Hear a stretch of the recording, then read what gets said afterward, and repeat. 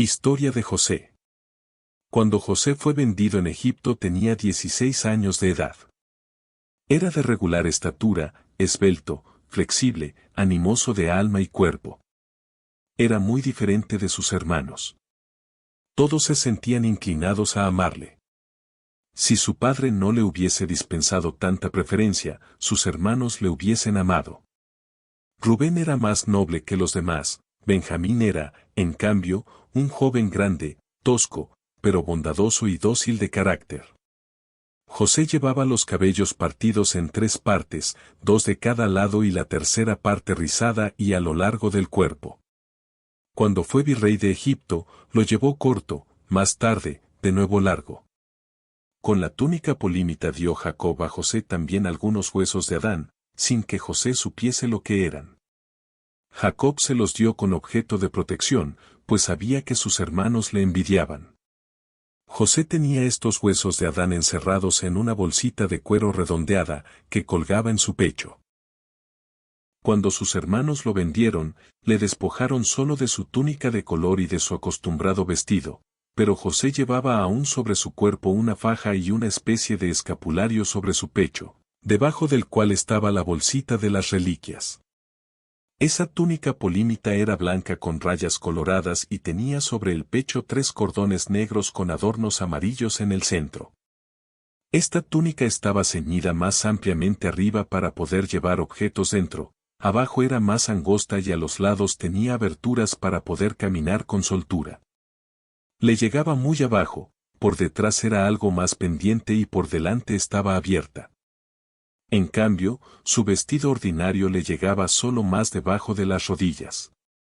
José era ya conocido del faraón y su mujer cuando éste cumplía también sus oficios con el faraón. La mujer del faraón estaba ansiosa de conseguir salud y ayuda de los dioses, y era muy apegada a los ídolos, y aún deseaba conocer nuevas divinidades.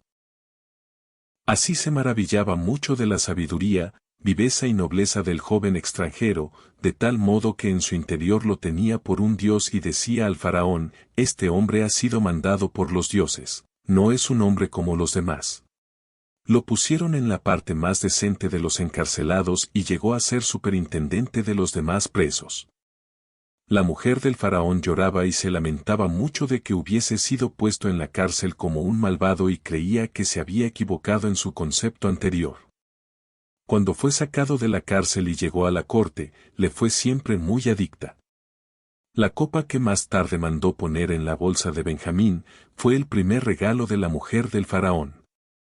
Conozco bien esta copa, tiene 2 asas y no tiene pie. Estaba formada de una piedra preciosa o de una materia transparente, que me es desconocida, y tenía forma muy semejante a la parte superior del cáliz de la última cena. Se halló entre los recipientes que los hijos de Israel llevaron de Egipto y más tarde fue guardada en el arca de la alianza. José estuvo 7 años en la cárcel, y estando allí mismo en la más grande aflicción, recibió el misterioso germen de Jacob como los patriarcas lo habían recibido y tuvo allí una visión de su numerosa descendencia. Conozco bien a la mujer de Putifar, y sé cómo lo quiso seducir. Después de la elevación de José, hizo penitencia de su falta y vivió castamente. Era una mujer de elevada estatura, fuerte, de color amarillo oscuro, como seda brillante. Llevaba un vestido de colores y encima otro adamado de finas figuras, debajo del cual el vestido interior sobresalía con puntillas.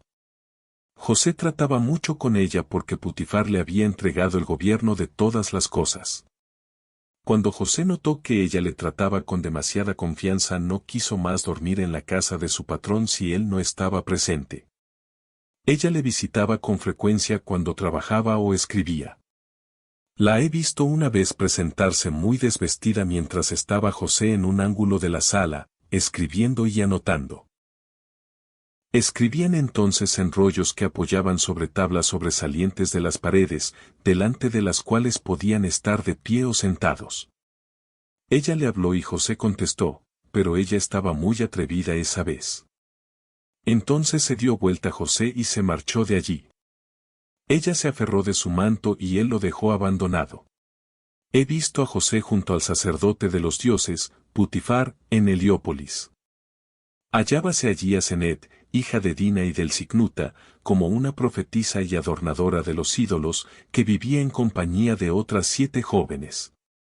Putifar había comprado a esta niña en su 5º año de edad de manos de su ama, que huyendo de la casa de Jacob la había ocultado en un lugar del mar muerto para librarla de las acechanzas de los hijos de Jacob. Poseía el don de la profecía y servía a Putifar como profetisa. José la conocía, pero ignoraba que fuese su sobrina. Asenet era una joven que vivía retirada, muy seria, y buscaba la verdad, y aunque de mucha belleza, huía de la compañía de los hombres. Tenía profundas visiones, conocía la astrología egipcia y sentía secreta simpatía por la religión de los patriarcas. No he visto en ella nada de brujería o artes mágicas. Vio en sus visiones todo el misterio de la vida, de la descendencia, del futuro de los hijos de Israel y su salida de Egipto, como también el camino por el desierto. Escribía sobre hojas de una planta acuática y también sobre cuero con extraños caracteres que parecían cabecitas de animales y de pájaros. Estos escritos fueron ya en vida de la misma Asenet mal interpretados por los egipcios, que hallaban en ellos materia para sus ritos idolátricos. Asenet se afligía mucho por este abuso diabólico que hacían de sus escritos y lloraba mucho por la ceguera de los egipcios. Ella tuvo más visiones que cualquier otro de su tiempo y estaba llena de maravillosa sabiduría. Obraba, sin embargo, en gran silencio, sin ostentación y a todos daba saludables consejos. Sabía tejer y bordar, estaba llena de ciencia, y conoció cómo se perdía la verdad por la perversidad de los hombres. Por esto tenía siempre una nube de tristeza y se mantenía retirada y silenciosa. He visto que Asenet fue venerada como diosa con el nombre de Isis, por la torcida interpretación de sus escritos y rollos. José fue luego venerado bajo el nombre de Osiris. Creo que por esto la veía tan llorosa y afligida. Escribió libros contra esta mala interpretación, protestando de que se la hiciera madre de las diosas. Cuando Putifar ofreció sacrificios, Asenet subía a una torre donde se había formado un jardín y desde allí miraba las estrellas al resplandor de la luna. Estando así en éxtasis veía en las estrellas las cosas con mucha claridad, veía la verdad en estas figuras, porque era una criatura elegida de Dios. En cambio, otros sacerdotes de los ídolos veían las cosas más abominables, porque eran transportados a extrañas y diabólicas regiones. Así se transformaron y empeñaron las secretas visiones de Asenet y pasaron a servir a los crueles ritos de los sacerdotes egipcios. Asenet reportó mucho progreso al pueblo egipcio. Hizo introducir útiles animales domésticos, por ejemplo, vacas. Enseñó la fabricación del queso, la tejeduría y otras artes desconocidas. Sabía curar muchas enfermedades. José, a su vez, llevó a Egipto el uso del arado que él mismo sabía guiar y emplear. He visto en Asenet algo que me causa estupor. Hacía una recolección de toda la carne de los numerosos sacrificios que se ofrecían, la cocía largo tiempo en grandes calderas, bajo el cielo abierto, hasta que se formaba una masa líquida, que luego usaban como alimento cuando marchaban los soldados a la guerra o había carestía en el país. De esto se alegraban los egipcios y se maravillaban en gran manera. Cuando José se acercó a Asenet, que estaba junto al sacerdote de los dioses, quiso Asenet abrazarlo. Esto no era en ella una osadía, sino una especie de profecía y así lo hizo en presencia del sacerdote. Asenet era tenida como persona santa y sagrada.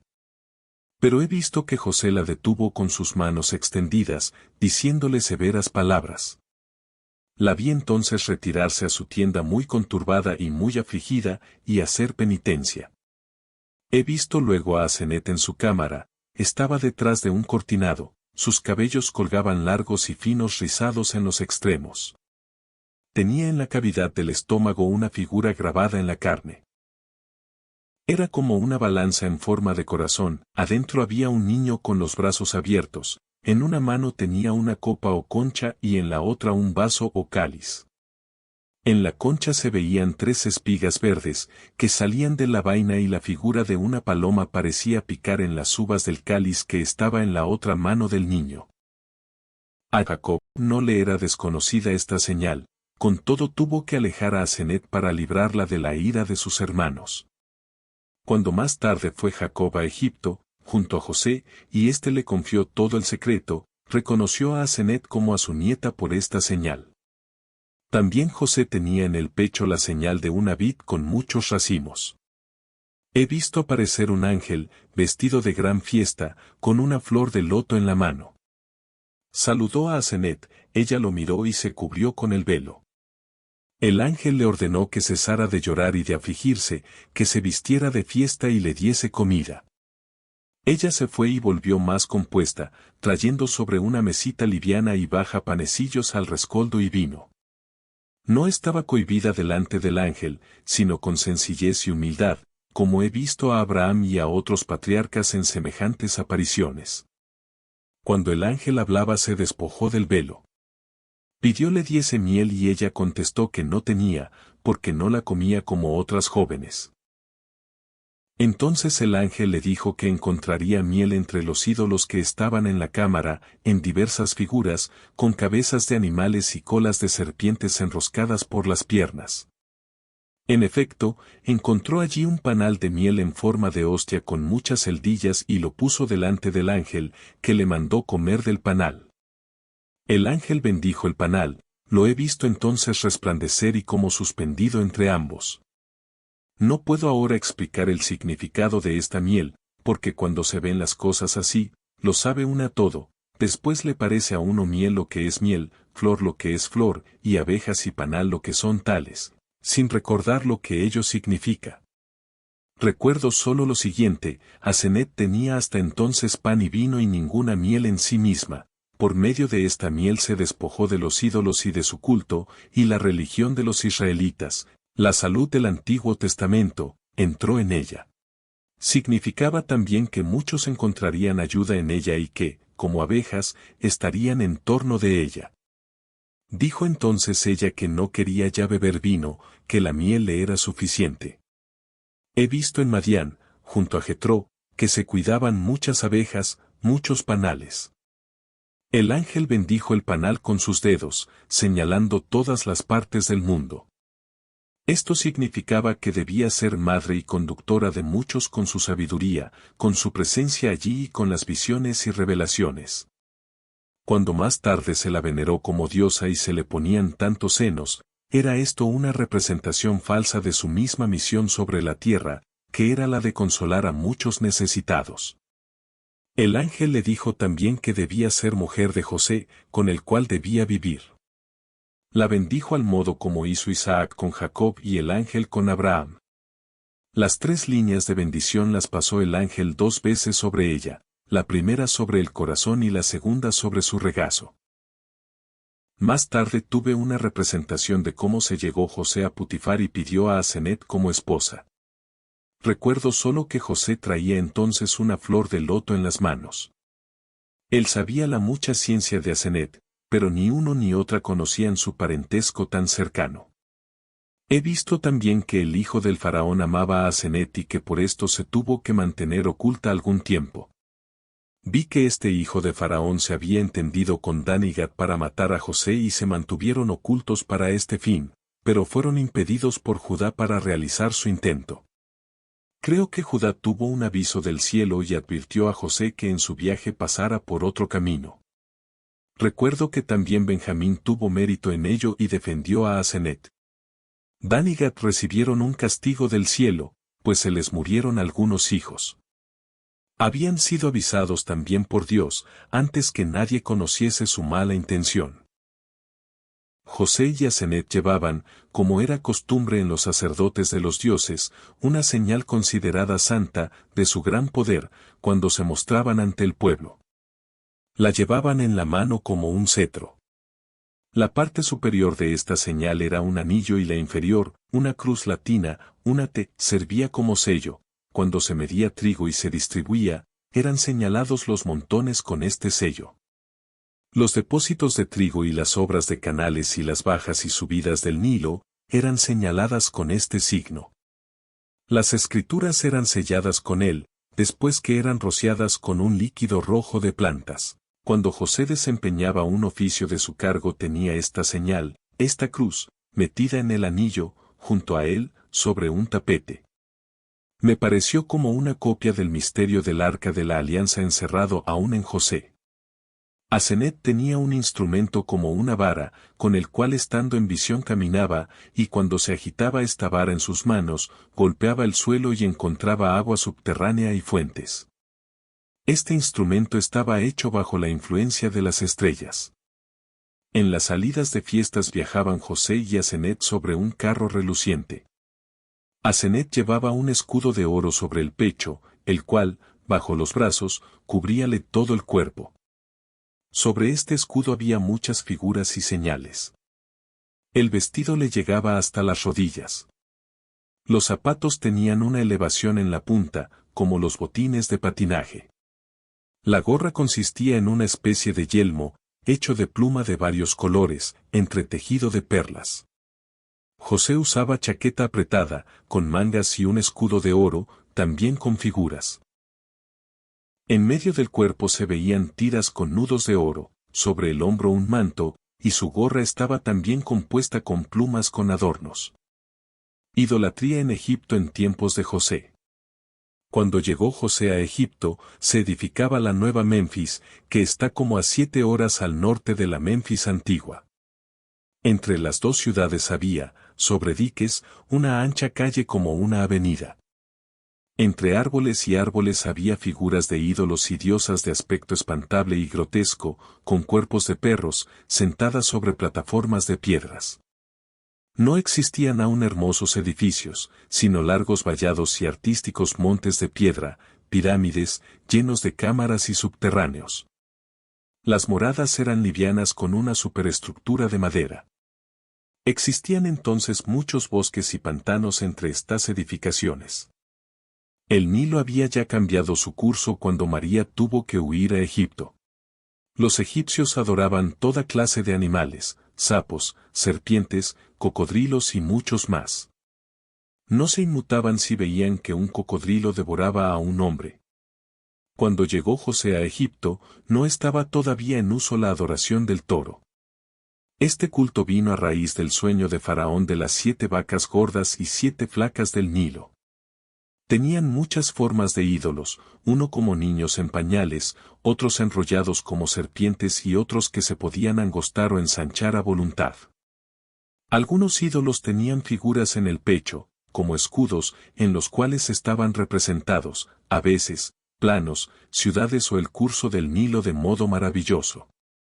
Estos escudos se hacían en conformidad con los sueños y visiones que tenían los sacerdotes en sus torres, según los cuales hacían los canales y fabricaban las ciudades. En esta forma edificaron a Memphis. Los malos espíritus debían tener en aquel entonces una mayor influencia corporal sobre los hombres. Veo salir de la tierra y de las profundidades todas las influencias de las artes mágicas de los egipcios. Cuando un sacerdote comenzaba a ejercer sus artes de magia, yo veía salir de la tierra toda clase de asquerosos animales y entrar en su boca en forma de un vapor negro. Por esto se encontraba luego como borracho, fuera de sí y viendo visiones. Era como si con cada vapor que le entraba se le abría un mundo desconocido ante su vista, y veía entonces lo cercano y lo lejano, la profundidad de la tierra, las comarcas apartadas y los hombres de ellas. Cosas escondidas y ocultas, es decir, todas aquellas que tenía relación con los malos espíritus. La magia posterior me pareció que estaba mayormente bajo la influencia de los espíritus del aire. Todo lo que estos magos veían por medio de estos espíritus, me pareció que eran como trucos, ilusiones e imágenes ficticias que los demonios formaban ante su vista. Yo misma me puse a mirar estas imágenes. Era como ver a través de una sombra o de algo transparente. Cuando estos sacerdotes querían mirar en las estrellas lo futuro, hacían preceder algunos actos de ayuno y purificaciones, se cubrían con sacos y se derramaban ceniza, y mientras observaban las estrellas, se ofrecían sacrificios. Observaban desde sus torres y pirámides. Los paganos de aquellos tiempos tenían un conocimiento confuso y corrupto de los misterios de la religión del verdadero culto de Dios, que por medio de Set, Enoc, Noé y los patriarcas habían pasado al pueblo hebreo. Por esto se explica que había tanta crueldad y perversión en el culto de los ídolos, porque el demonio enturbiaba y corrompía el verdadero culto y las verdades reveladas por Dios, como más tarde sucedió con la magia y artes de diabólica brujería. Por esta causa mandó Dios que el secreto del arca de la alianza fuera rodeado por fuego, para su conservación. Las mujeres del tiempo de los faraones vestían aún como en tiempo de Semiramis. Cuando Jacob fue a donde estaba José en Egipto, pasó por el mismo camino que recorrió más tarde Moisés llevando a los israelitas a la tierra prometida. Él tenía la previsión de que volvería a ver a José, llevaba esto en el corazón, aunque en forma vaga. Cuando peregrinaba a Mesopotamia tuvo ya una visión del porvenir de sus hijos, no en el lugar de la visión de la escalera, sino donde erigió la piedra. Vio que uno de ellos, en el lugar donde fue vendido José más tarde, se hundía, y luego se levantaba una estrella en el sur. Por esta causa, cuando le trajeron la túnica teñida en sangre, recordó la visión anterior, que ya había olvidado, y dijo, he de llorar a José hasta que lo vuelva a ver. Jacob hizo averiguar, por medio de Rubén, qué mujer tenía José, sin decirle, empero, que era una sobrina. Se hizo amigo de Putifar y después de mucha amistad con Jacob, se circuncidó y abrazó el culto del verdadero Dios y la religión de los hebreos. Jacob vivía a la distancia de un día de camino de José. Cuando enfermó, José fue a verlo.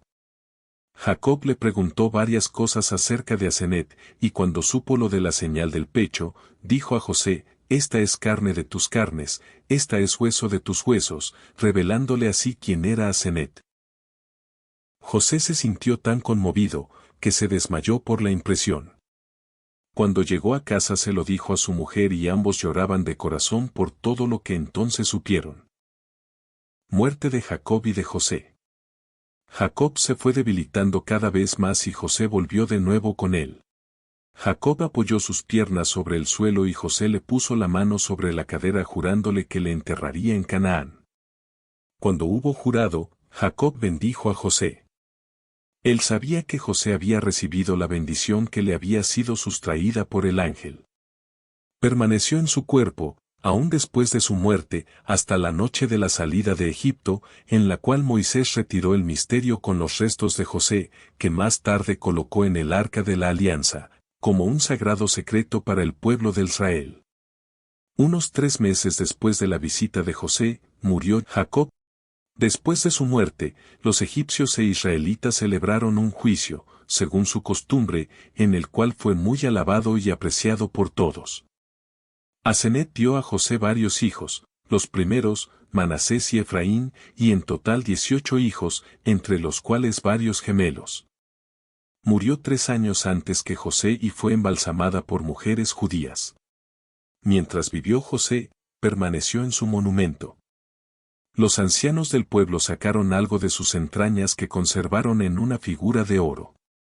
Como también los egipcios trataban de sacar parte del cuerpo, se le confió a las comadres judías el cuerpo de Asenet y una de ellas lo mantuvo oculto entre los cañaverales del Nilo, encerrado en una caja bien calafateada.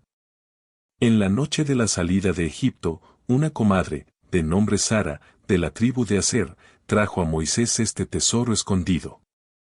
José fue embalsamado después de su muerte por algunos judíos, en presencia de los egipcios, y se produjo luego la unión de los cuerpos de José y Asenet, según los dibujos y anotaciones que Asenet había hecho, conforme a sus visiones y que había dejado a los judíos. También los sacerdotes egipcios y observadores de los astros, que recibieron a José y Asenet entre los dioses, tenían un conocimiento de estos dibujos y una idea de la gran importancia de la bendición de José y de Asenet para el pueblo hebreo. Por esto trataban de pasar a sí mismos esta bendición y comenzaron entonces a oprimir a los hebreos.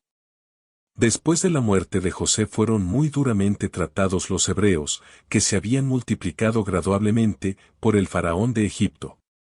Sabían los egipcios que ellos no saldrían de Egipto sin los huesos de José. Por esto robaron varias veces estos restos, y finalmente se apropiaron de ellos totalmente. El común del pueblo sabía de la existencia del cuerpo de José, pero ignoraba el misterio allí encerrado. Esto lo sabían unos pocos. El pueblo entero experimentó gran consternación cuando se enteró por los ancianos que el cuerpo de José y el misterio sobre el cual descansaban las promesas les había sido sustraído. Moisés, que había sido educado en la corte de Faraón en todas las ciencias de los egipcios, visitaba su pueblo, y así conoció la causa de su tristeza.